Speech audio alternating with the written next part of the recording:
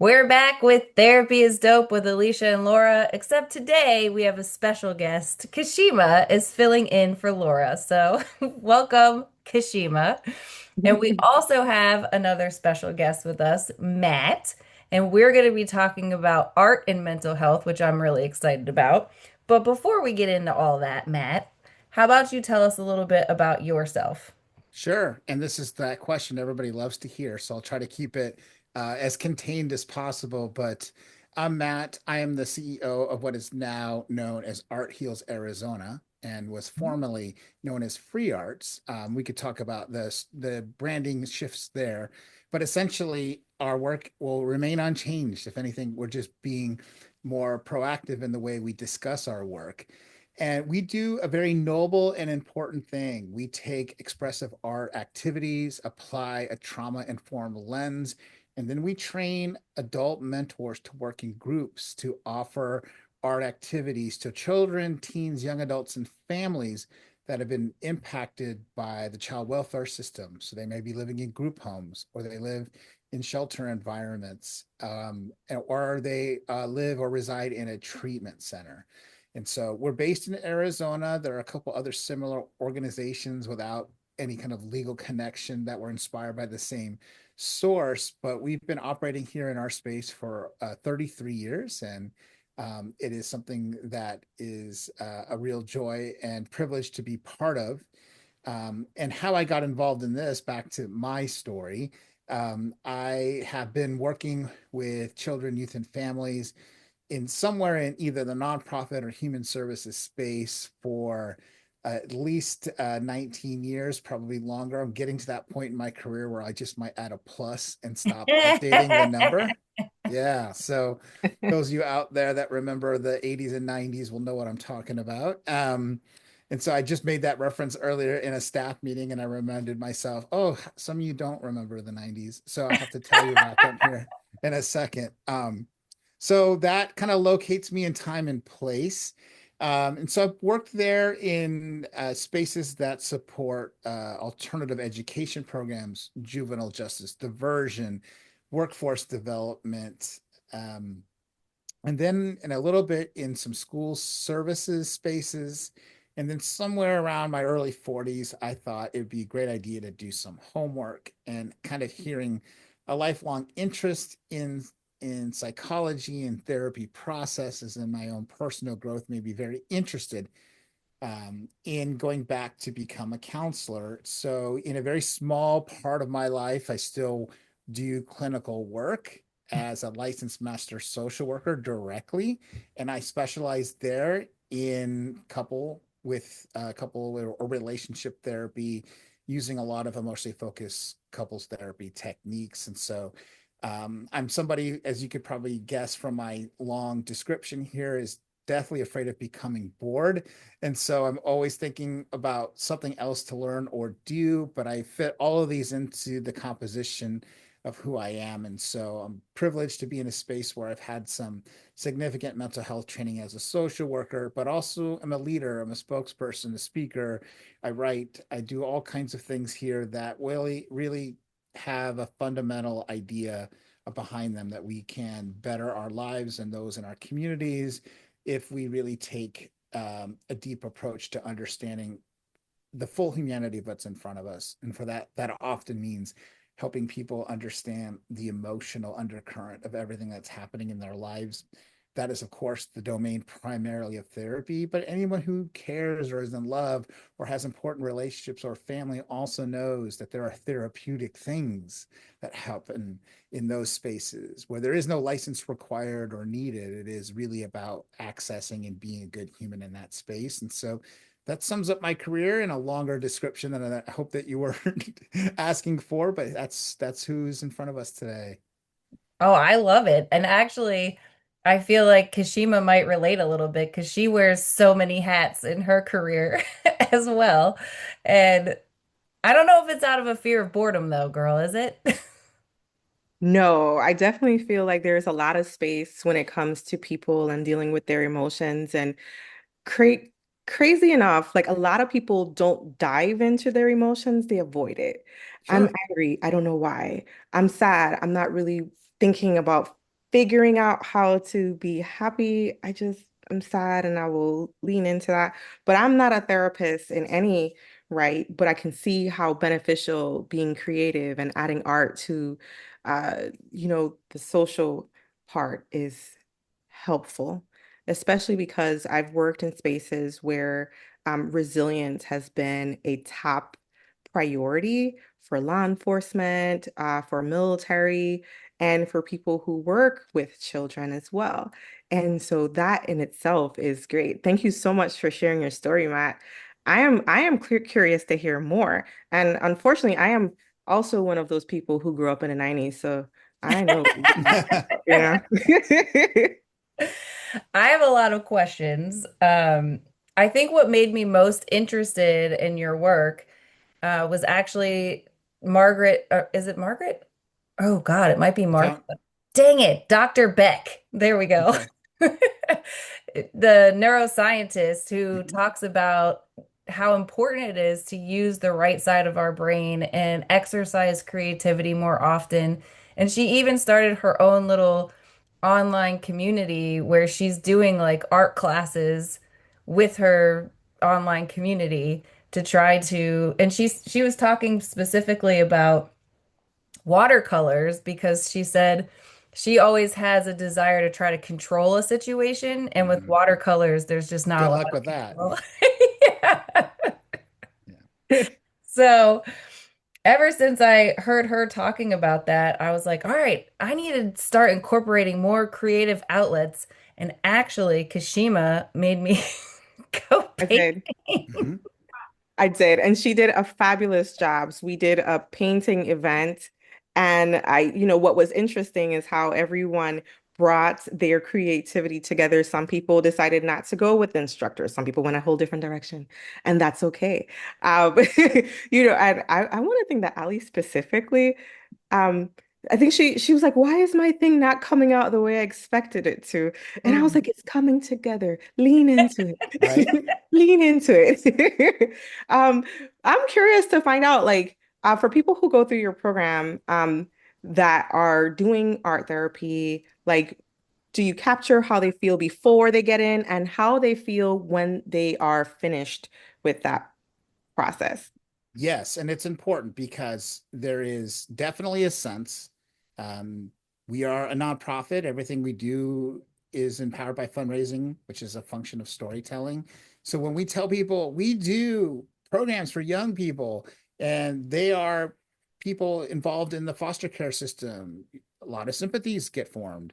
Or we care about children who've been through experiencing homelessness or their family has been through an episode of domestic violence, sympathies are definitely aroused in those that are listening to this. And then if we just mention art, you have a group that's like, shut up, let me get involved. I can't wait, stop talking. Don't sell me anymore. This is beautiful and wonderful. And now we've combined them here to have two things be true, which is that we support a vulnerable population who's just like us. They're human beings just like everyone else with this unique form of art. And people are passionate supporters. They experience love when they think about creativity. They love the idea of it. And that is really a central binding component of what we do here. So I'm saying that to answer part of your question, that anecdotally, people will tell you, I went through this, I felt good, I love it, I can't wait. And some of the more compelling stories we tell are exactly that we have partner agency staff who tell us that our group here is going through a lot, and this might be a shelter, it might be a refugee settlement space for unaccompanied minors. I mean, these are very difficult living circumstances that are have put young people in places where they're not with family or with people that they're familiar with, and they're having to build their own sense of community through no choice of their own with people that are their age that are strangers. And they'll tell us that these are tough days. They go through hard things here, but they know your programs are coming and they look forward to it. And for some of them, that's what gets them through the week. And so I'm telling a story where our work's the hero, but in reality, it's relationship and art, right? It's right there on my shirt. Art plus mentors equals resilience. And I'll describe it for those who are just listening. So you're not lost on what we're describing here. So the anecdotes are there that people do describe the impact, but we do more than that because we want to capture this and we believe there's something so important that we want to share. Does this work? And if so, how? And so for the last several years, we've been doing very rigorous evaluations in our programs. This has meant, for those of you with research backgrounds, paired t-tests before and afters around the domains that we are looking to see, do we impact, right? So our mission is about creating safety and then building self-expression into that, then adding skill building into that to increase self-efficacy, a sense that I can do something that might feel difficult. And that working through that whole process is what we call resilience, not just the simple act of bouncing back, but continually building capacity in ourselves, strengthening the innate parts of us that are human that want to do this. And if they get the right supports, the show takes care of itself. So we've been doing rigorous studies to summarize. This has been profound enough that in the next couple of months, we'll be published with findings in the journal, peer-reviewed Journal of Child Welfare, for this study of actually describing how our process of developing safety and adult relationship contributes to two powerful things for young people: a sense of agency, that I have choice, that I can do something to affect my life in a meaningful way, and my self concept. And if you think about grade school children, teenagers, young adults, they are all about self concept. They are performing it, exploring it, being challenged by it constantly. Again, for those of us from the 90s, it's been a while since we were in those shoes, but parts of us can remember what that's like. And so, what we know here to be true, and it's been worth contributing to the field with some rigor, is that these programs pairing art in a safe space created by the interactions of people is doing something to support their sense of agency and self-concept. And the good news is, even though I'm currently in our office, which is in downtown Phoenix, very little of our programming actually happens in our facility. Our mentors go where children live. So we build this safety to have this impact, but it's portable. And it's portable because of the approach we take with people. So I think that's the biggest takeaway people can get is, yes, it's great to have four walls in this facility, but these essential ingredients to building that environment that is portable is getting outcomes in different environments such that when we put several hundred of them together, it was material that peer reviewed said, let's put this in our journal. Our field in psychology, social work, counseling, child welfare need to know, need to dialogue about how we can put these kinds of programs into these spaces, because the data is thin. There's a lot of transition that happens with young people being affected by those systems. And so it's Mm. part of the system itself that children move often, they go back home. So data can be a little thin about what helps, but here we are offering one piece of that puzzle to be helpful to others. That's really exciting because from what I hear, as far as like budget cuts with schools and things like that, art's one of the first things to go. Yeah. And that's heartbreaking to me just because we know from training how important that side of the brain is and how important it is for exercise and creativity. So the fact that you guys are recreating a space where people can have those experiences, and I don't know what the laws are in Arizona, I just know how it is here. Uh, Mm. that we've kind of limited some of the art stuff.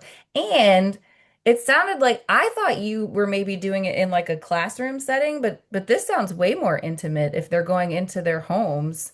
Yeah, in Right. most cases, we're going into a facility like a group home that is a managed care facility. Okay. So it'll have the comforts of home, but you're not quite at your home. Does that make sense? Yeah. Yeah.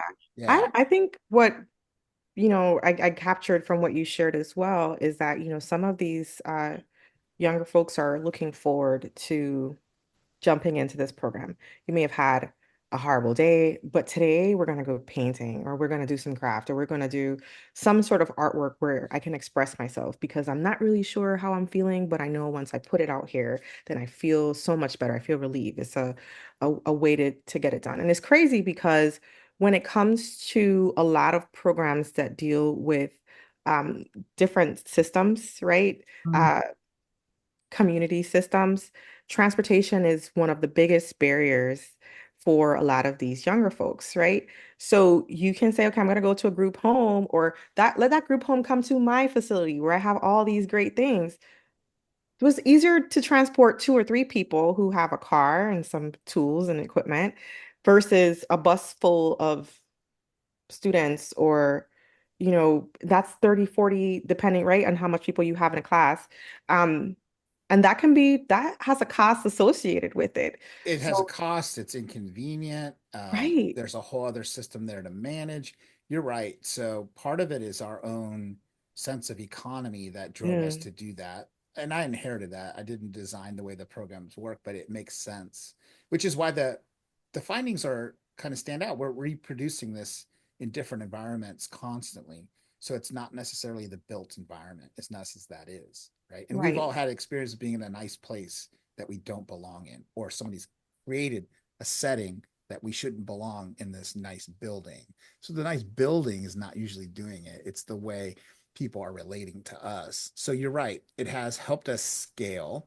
Hmm. And because we do something subclinical, even though I have, a clinical practice and some experience, what we do here is take, you know, basic psychoeducation, create that trauma informed understanding to the average person. And I'm gonna ask that, who these mentors were. yeah, the average person, and they gain their own insight in their own life. We have a pretty important saying here that's true, that what this work does something within you, like it's changing you, it's having an impact. It's impossible to not be impacted in a way where you're enjoying or noticing the moment of the art that we're all creating together. There's certainly a process happening where, and it's hard to describe, where you're in a space creating alongside others your own project, but being together while doing that has its own rewards. Mm. I could definitely see how if it going into their space also changes the way they see their environment, Mm-hmm. almost adds a new component, like I can be creative in this space. And so when you guys leave, right? And they're stuck still in their environment. It may not be their permanent place, maybe a temporary place, but you've transformed it for that one moment. I Yes. think one of the other critical pieces is the resilience, the coping mechanisms, the ability to say, hey, look, you may have a bad I tell my kids you have bad moments and not bad days, right? And that's not going to be the same for everybody, but it gives them an opportunity to say, I have control over some of those moments. And even not in this moment, there's still something to look forward to. So it gives them a little bit of sense of hope. Not in a negative way, in a positive way, right? Um, I do wonder because Ali was asking, like, who are some of these mentors? Like, what are some of the backgrounds of these folks and how do they impact the lives of your students? Yeah, it's a pretty broad spectrum of people. 18 plus, that's the age group here. No artistic experience required, no clinical background required. And in some ways, that can be a benefit in certain spaces where um, this is might create more of a feeling of approachability. And so sometimes people think I care about the cause, I care about people, but I'm not an artist. Like I can't be part of, Art Heals Arizona. And I'm here to tell you, like, not only am I the CEO, I am not a professional artist either. So you are more than welcome to inhabit your space here with whatever you bring as creative. And even if that is your writing, your speaking, your ability to solve problems. And so we have a really broad spectrum of the types of art programs we do. So if there's an artist and the supplies for it and young people willing to do it, we'll do it. We had a colleague for the last year that was very much into quilting. Before that, we had somebody who was way into crochet. So these were added on. So it's kind of like you kind of get that, like, oh, there's a new stimulus in the system because now all of a sudden we're all over here sewing all the time. And there's some art that happens at the staff level. It's, you have to be kind of embedded in yourself. But across the board, everything from visual to sound. We don't even have a hip hop camp anymore, not because we hate hip hop, but because it's in everything. So there isn't just a special camp in every day camp experience we have. They're making music, they're writing words, they're doing spoken word. Like this is all part Oh, of the that's so formula. cool. So those are kind of embedded in there. And then to the mentors themselves, it's a pretty broad spectrum of people. We certainly get probably a little overrepresentation of like teachers, former teachers, sometimes artists, people where it was that immediate grab of this is where I want to be. And then there are others. I've met many clinicians functioning out there in the general Phoenix and Arizona area who, when I tell them what I do, say, when I was in school, I volunteered with you all. So they were figuring out where they wanted to land professionally, but we're volunteering here to figure out, ooh, my opportunity to do group mentoring feels good. And then I'll build skills and build a practice that's separate from that. And so, in that respect, we're happy for their support then. And if they want to keep supporting us now, that's wonderful too. But in a way, some people are coming here to figure out where their space actually is to be someone that helps and supports the community. So I you guys are doing a wide variety of art, it sounds like. Yeah. So, question, do you notice that their artwork changes? Now, obviously, you talked about skill building in the practice. So, in that way, I would imagine it would change, at least, maybe improve. But I'm curious as far as the emotional expression, do you see a lift in their work, or is that something you all notice? Well, our data tells us that when they are surveyed, their view around certain concepts about themselves, their ability to work with others, their ability to solve problems, their ability to trust an adult changes. We know that happens. They tell Mhm. us that.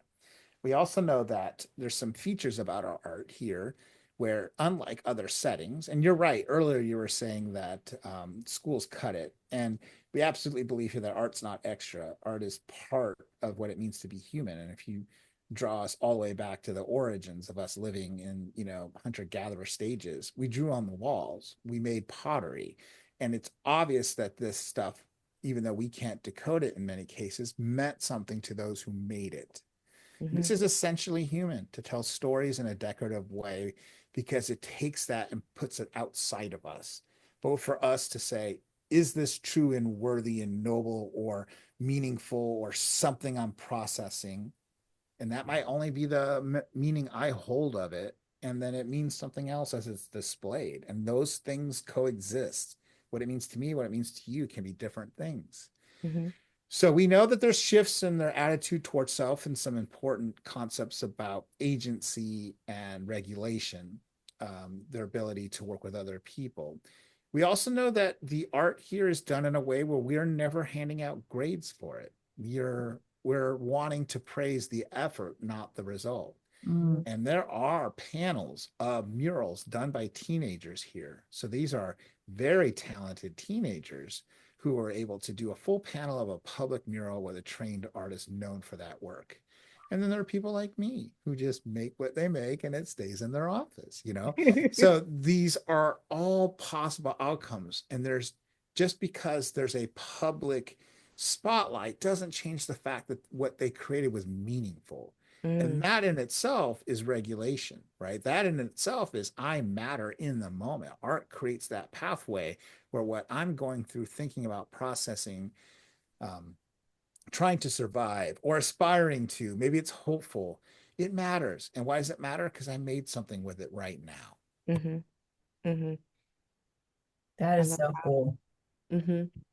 I would not necessarily consider myself an artist.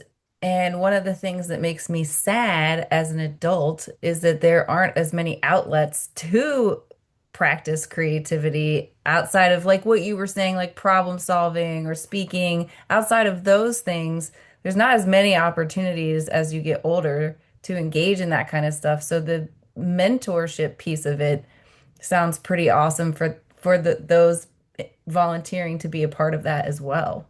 Yeah, I think what's fun here at this space is to take what we do. And so there's a lot of what we do. And we train our mentors, obviously, but there's something about the way we do that that actually is translatable to other fields. Mm, And so what we try to do there, right, rather than tell people you should do more art, we give people an experience where it felt good.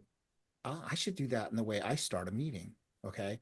So, case in point here, right? And so it's natural, and people think, like, oh, of course you would do that. Well, it takes still intention here to decide that hmm our shared staff agreements on how we treat each other, these are edited every couple of years and then reproduced. And now in all staff meetings, we have some period of time to reflect on them. And so that could be done as simply as reading them, reading every other one, reading only one, or in one case, I asked people to pick one and write a haiku about it, right? So that is that special kind of poem that is all about numbers of syllables and having it be 3 lines. So since you don't have to worry about like rhyme and how beautiful your flowing prose might be, everybody can come up with a haiku. So that was a moment of translating this centrally held agreement among the staff into a reflective art piece that came back to the room and did a couple things. Immediately, the group was like, "Oh, I like poems." You could see the smiles. It felt fun. It was a little silly. It let people in different levels with different authority work together on something. And this is kind of in miniature what we hope happens when we do art with young people, is that what we consider to be power or authority, and frankly, adults hold all of it and tell kids how to be. And those of us who remember what it's like to be a kid, that's the hardest part, is like waiting to be taken seriously.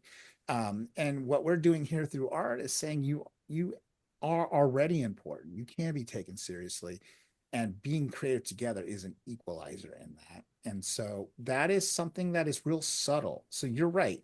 There are spaces where art is not part of what we're doing, but it's very easy for us to fit in. So if you come to one of our trainings on workshops on a number of topics, so we don't just say how to do what we do specifically, but we go out there and talk about mentoring, about relationship building, about ethical storytelling, about a number of things in our field, we're going to put something creative in it, period. And people love it. If anything, that's where the learning happens. They take what they're thinking about and process it head, mind, body through their hands into some medium. And when it's done really well, it becomes something that hangs on the wall that reminds them about what they learned today. That's learning, right? So we've segmented these things. It's a little bit, I don't want to go on this rant for too long about the effects of industrialization and capitalist economies. And I can go on and on and on about how it's caused us to slice up things that are actually whole, which mm. is we use art to remind us about our capacity to be human and to make connection and to explore meaning. And you pointed out skill building earlier, but even when we use that phrase, we don't necessarily mean art skill building. Oh, okay. Yeah, we're not going to give you a grade. In fact, one of our central mantras is that there are no mistakes in art. There are no mistakes in art, which also means it's terrifying at the same time. There are no mistakes in art. So why do I feel so scared to try this? And what I've learned working here, and there really are people who are on staff who are professional artists, they're just as nervous to show their art as I am, Oh.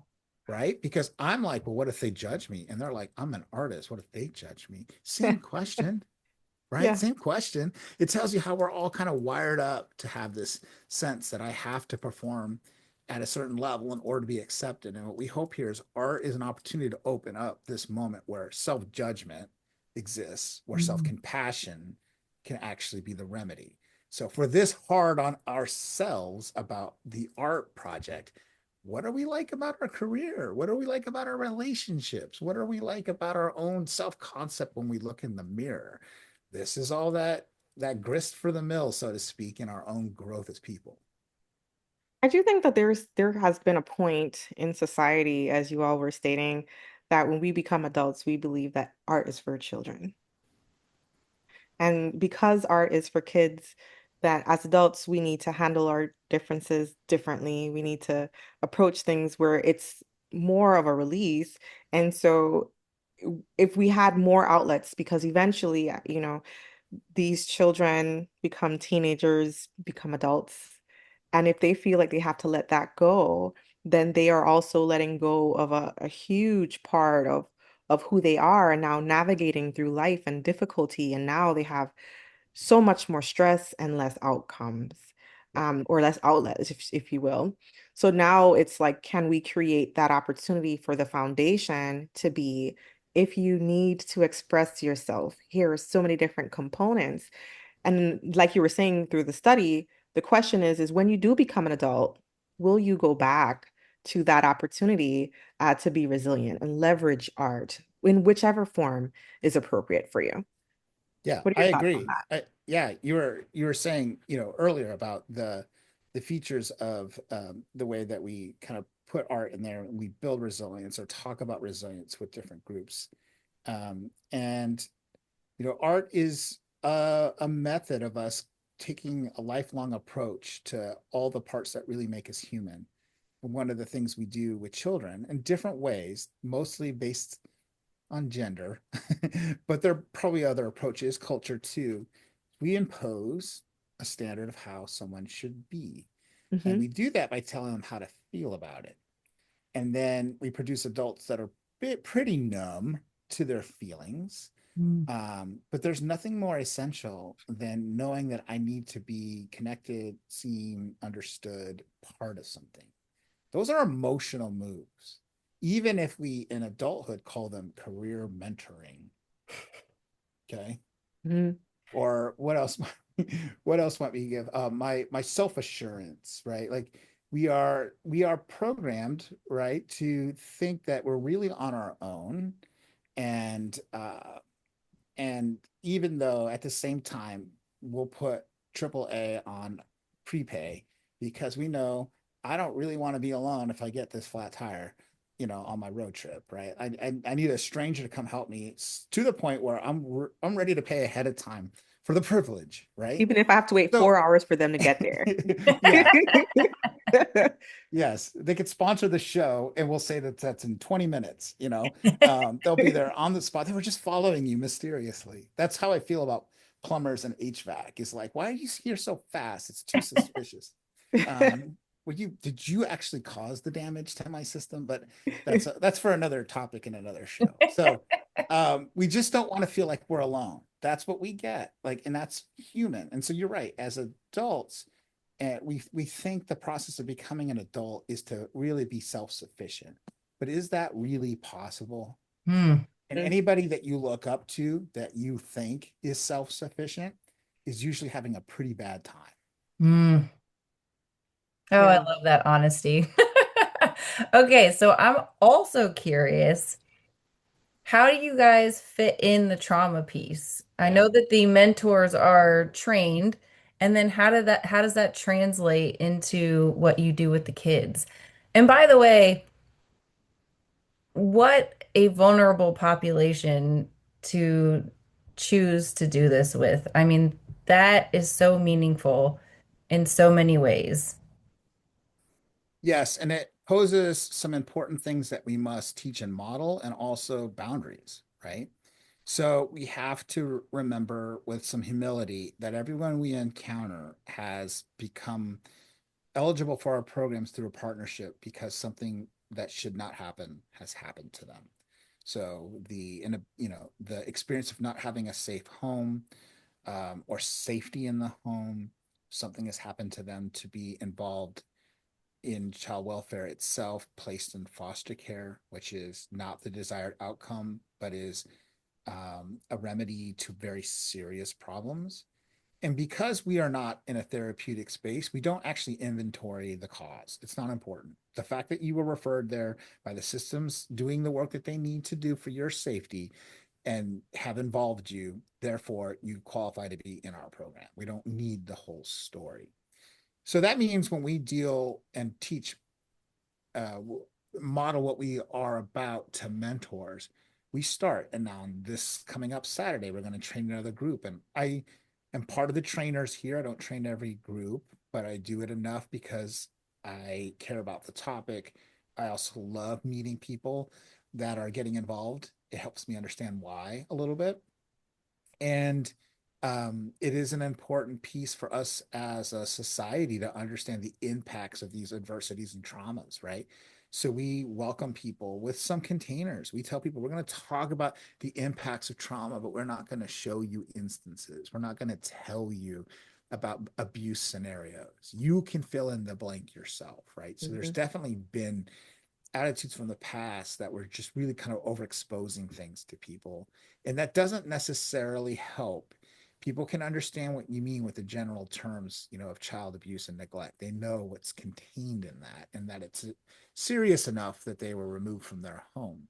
So we help people understand what our adverse childhood experiences are. We talk about not just the personal, interpersonal experiences that cause these, but the environmental ones. So there are people we encounter whose entire family intergenerationally has been traumatized through, imperialism, racism, sexism. There are long-lasting roots. I mean, some of our more empirical tools are just barely starting to articulate intergenerational impacts from those who survived the Holocaust, because now it's grandchildren, great grandchildren who still have, at a cellular level, the impacts of that serious and awful situation.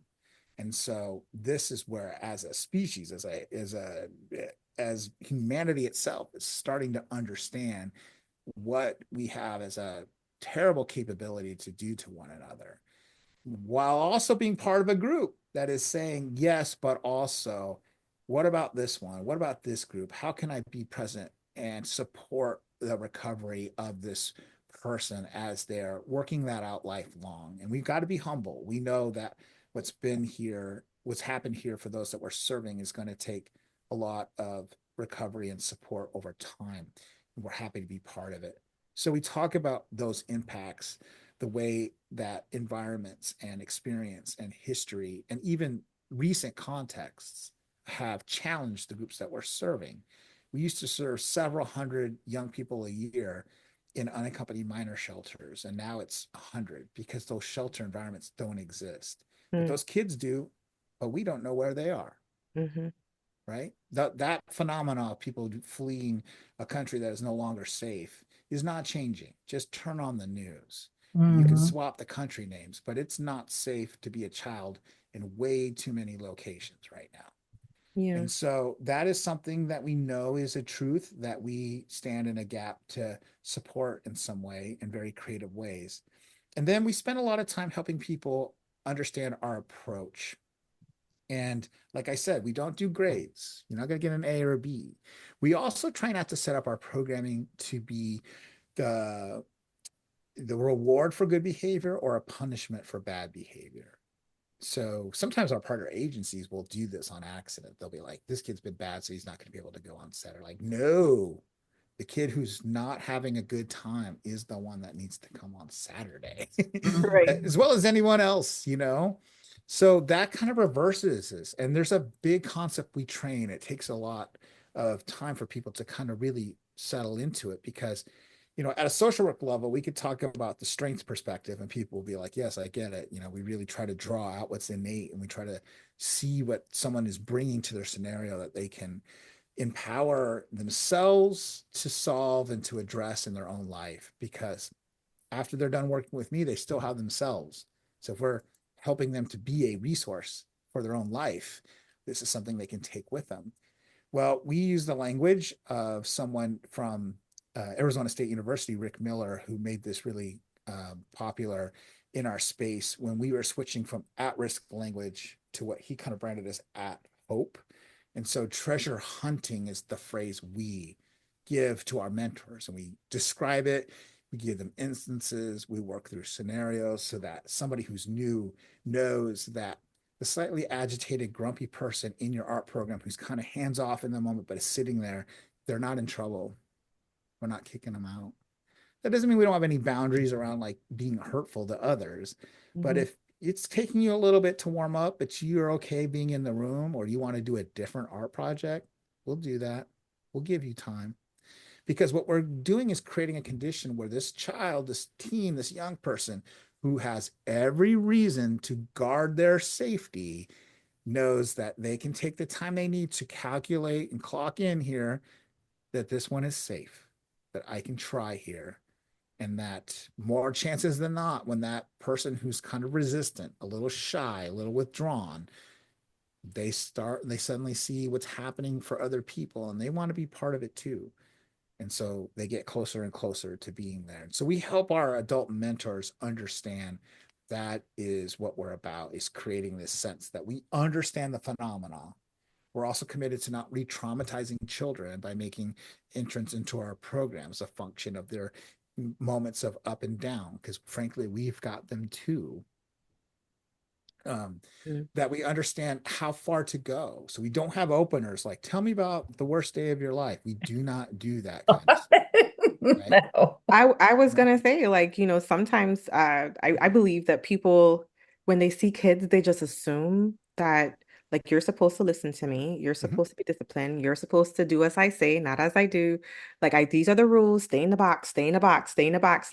And then I also think about what you were saying about re-traumatizing. Like, there are some things that we just don't ask, right? Like, and it's not because um you might not be able to support that person, but your level of support is not what they would need, what they can sustain long term. Maybe that would Mm-hmm. be a better way to say it.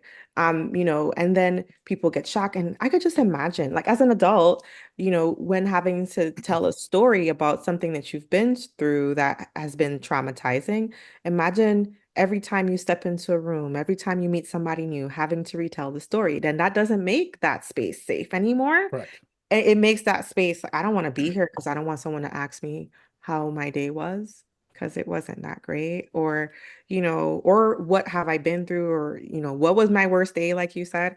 So taking down some of those barriers and making it a safe space is almost saying, hey, you are here to be creative, Yes. however that may look like to you, even if that means that you start by standing on a wall and Right. then to it. We're Yeah. yeah, we're trying to make it where they're not known for what happened to them.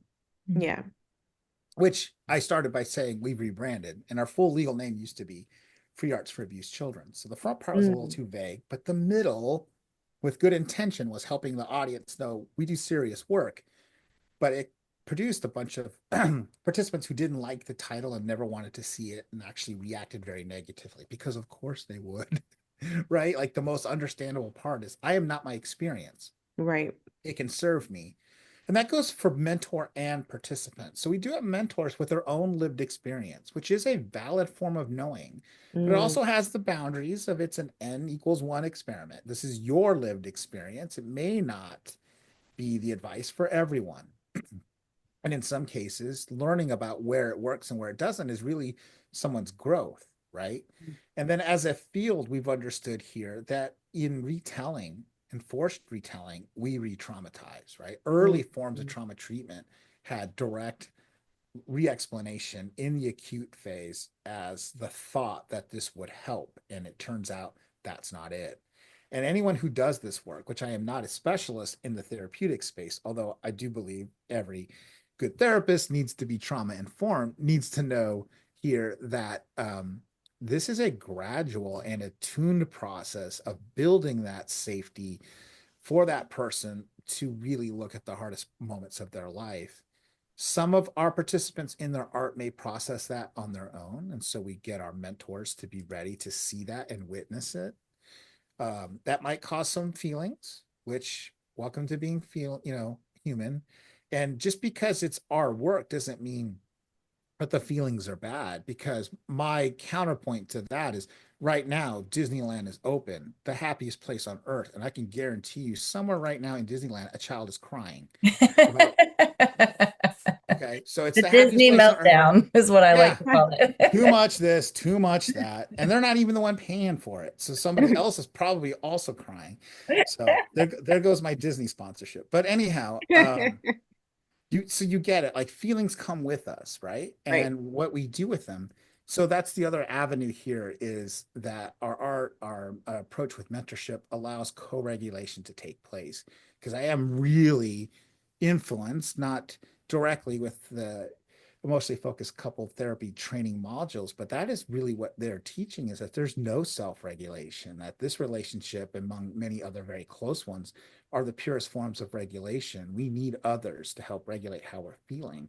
And in Hmm. fact, when you pay a fee to a therapist, you're hoping to have a present, limbically able person sit with you, so that whatever you say or process, is felt and heard and comes back in a useful way. That's the skill that we develop in ourselves and hold.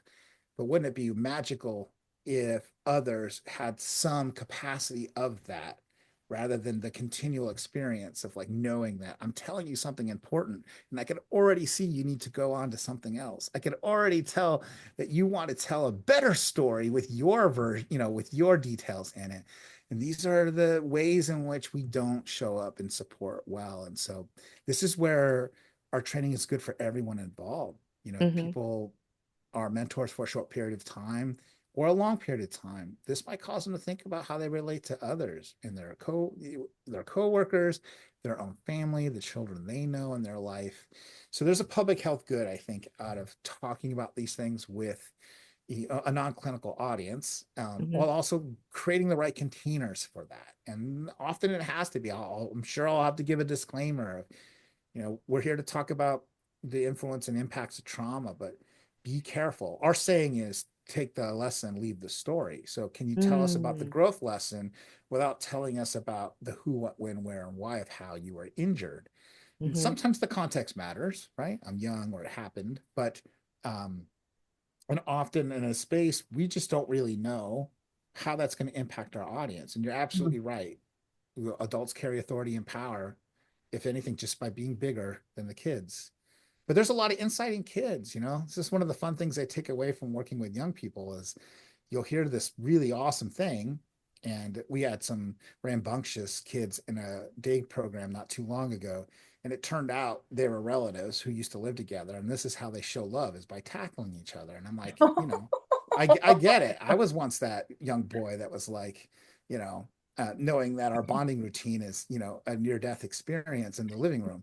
And we needed to regulate that, but also recognize what was human, which was when the kid says, "Oh, sorry, we didn't mean to do that. I just miss him."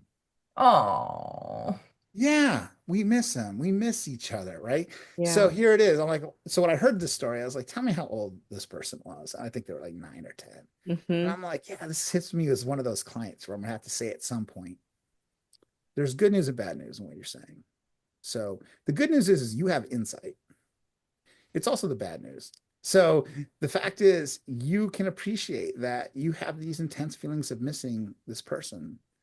And sure, we picked the not appropriate moment to tackle them.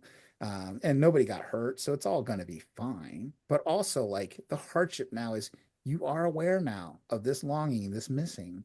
What do we want to do with that? And that's a message that is well beyond being 9 and 10. We have some Hmm. grown adults who don't know how to do that. So they No. So they act out in public and we all get to watch.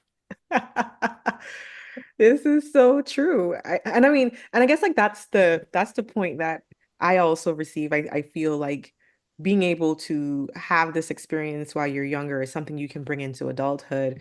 I mean, because we see so many adults not have that skill set. And then you wonder to yourself, well, what happened in between here? And then what occurs is that they start to impact other people, and then they say things like, "This is just who I am." Mhm. Mm. You've heard that before, haven't you? And then you go, "That's yeah, but that's not the right answer, right? It's not where we should be, but definitely something that needs to be addressed." Sure. So when given the opportunity to bring these skills into adulthood and realize that it's part of being a human, part of who you are, It's this natural thing that is okay to do. It's Mhm. okay to, to take a day and just paint, or, you want to sing a song, do that. Like, we need to express ourselves in different ways and not feel guilty about it. And I sometimes think that, I think you were saying earlier, Matt, like, these kids, like, they just want to be adults because being adult seems so cool. Then I'll be able to make money and do what I want to. And I could tell other people no. Yeah. Yeah. But as an adult, yeah, it's not that fun. Yeah. It's not that fun because now where do you find the time to stop and to relax and to breathe and to sing a song and not feel like judged because other people can hear you. Right. Yep. Yep. Yeah. Yeah. I There's also just want to throw out there, I was giving you a look, Kashima, when he was talking about the intergenerational trauma, because I think our very first hangout, Yeah. that's what we talked about Yeah. okay. You went deep right away, huh? right away. That's when we knew that we were gonna be like this. You know what I mean? Like, we have some very deep Okay. conversations. It's just Yeah. It's the coffee where we started with who hurt you? Well, you first, and then I'll go. Yeah. Yeah. Okay. But Yeah. I think that piece gets missed a lot. Mhm. So the fact that you're bringing it into your training is pretty cool. Yeah. I mean, there's just these moments where I think my kids are young adults, so that's the thing I have to think through now is that like the periods of the Disneyland story and all that, they're gone. What are they now? And then you see through these stages that like they go through certain things primed a certain way, and then you look at them, you're like, you look familiar. And then I look in the family tree and I'm like, you're familiar, right? Like we've been primed by some of these experiences to be quite hypervigilant sometimes, uh, Mm, and when there is some reason. And so, the blessing is it's a little like that insight dilemma, good news, bad news. Our bodies are so tuned to wanting to keep us alive that it will favor that false positive.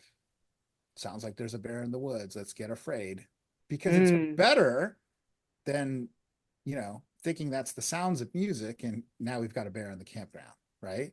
So we are prone to the positive, and so we also add on that second layer. This is where I love like the like kind of Buddhist thinking concept of the second arrow. Like life hurts, and then we add judgment on top of it, and that's the second arrow. So like, yeah, you get afraid by things that should cause fear, but then we judge ourselves for being weak for having those feelings. And then I encounter them too. You said it as the person who says, this is the way that I am. And then when I would do a lot of like intense relationship couple work, like what I'm holding, and I never say it, but what I'm holding is this is the definition of love you've learned to accept.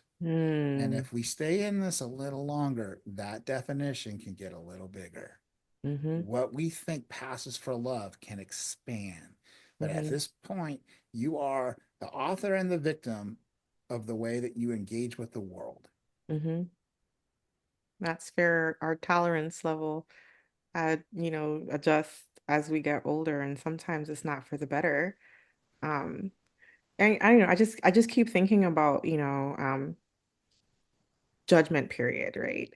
Because that came up quite a bit. And I would even say, like, to the point where, like, I feel I would like to wear bright colors to begin with because our expression comes in different places, right? And so as you Yes. were talking, I was thinking to myself, like, how do I express myself? And some of it comes with the way you wear your hair, Yep. as a female. For me, it's, I wear bright color lipsticks and bright color clothing.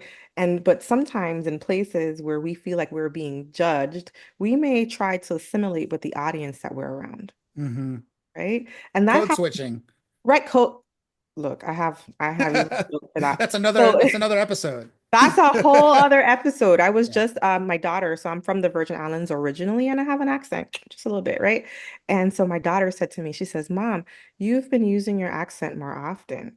And I said to her, I said, that's because that's how I naturally speak, right? Mm, So that means that I've been code switching for a very long time, and now my daughter pointed it out. So interesting. to your point, we code switch in so many different forms. right? It could be from how you dress, how you speak, how you look, how you present yourself. Your representative has shown up today and welcome. But when we're around people that we're comfortable with, when we are in a safe zone, then we would wear the brightest colors or whatever makes us feel like who we are. And I feel the more that we grow up, the harder that is to become. The Yeah. harder it is to Yeah. feel like you can express yourself and be who you truly are Yeah. because you're afraid of judgment, you know? It takes intention because even in our space here, when I took over, it was a good time to like revise parts of our handbook. And so Mm, this is kind of like the leadership moment, but like what should the dress code be here at this group that literally might have you doing painting in the afternoon and a meeting in the morning? hmm And so it took several rounds of me being ultimately emphatic. But like outside of covering the bare essentials, I don't want a dress code. Like Right. I don't I don't care. Like we shouldn't hold that because people really need that function. So we have a lot of staff oriented t-shirts, that's great. But if somebody's got loud colors, somebody's got two kinds of shoes on, it's it's what should be part of expression here because it Right. fits the environment. And that doesn't mean like occasionally when I go visit a corporation that I dress that way. I willingly switch up to fit in there. To We have to prove some competence, right? We have to speak their language for a minute. But True, true. but our intention here is if we want to communicate belonging, hmm then do we do that by saying you have to follow this dress for success guide for the modern office? And our Mm, answer to that here is no. And it takes intention because even in this environment, people are not quite getting like, well, what if this happens? Well, what happens? What if mm, somebody like does bright colors? Think about what the impact is if there is none, or are we communicating this is a fun place to work, you can be yourself, um, up to the standard professional boundaries, and that you can be flexible to what you need to do today, which is like, yeah, we're painting this afternoon, I'm not wearing my best outfit today. right. And so that takes intention, but also realizing, what's behind the rule that caused us to have these structures that way. And part of Mm, it is like what you're saying, we're performing for acceptance and desperately feeling like we're not going to fit in anyway, and that causes this pretty powerful spiral that's hard to get out of. right. Then you lose the intention of your program. Yeah. Crazy. My head is spinning with all kinds of great stuff, and I'm very grateful and appreciative for all of the things that you shared today because so good in so many ways. Um, Before we go, I wanted to ask you, what is the writing and speaking that you do? Is that just surrounding this topic or is it something else? Yeah, I would say generally in anything therapeutic, we're there for you around art, mentorship. So we do a lot of workshops and speaking locally here. We build custom presentations. We're doing one in June that's going to help people go through conscious leadership. And then the next day, we're going to come in and help them take those concepts and build a tree out of it for 3 hours. So we take the head stuff and help people apply it in a creative way. And then, frankly, we build talks and workshops around mentoring, trauma-informed mentoring. I've done some topics around the influence of emotion and gender and how we have these societal attitudes.